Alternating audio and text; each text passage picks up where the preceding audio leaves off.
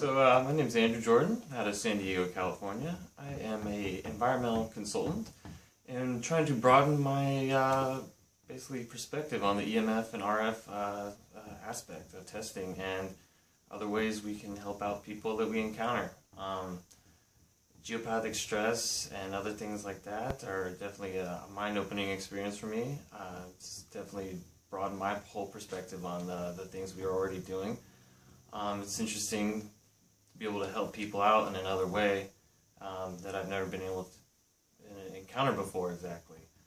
A lot of cool tools we learned from the dowsing to just measuring the electric fields and everything in the body, shielding options, other options available to just basically help create a healthier living environment.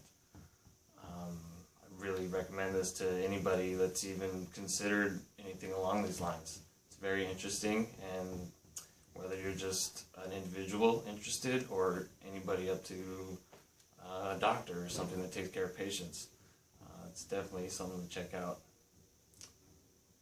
And I've really had a great time with the course, and amazed what I learned, and actually plan to keep using it and see where I can take it from there.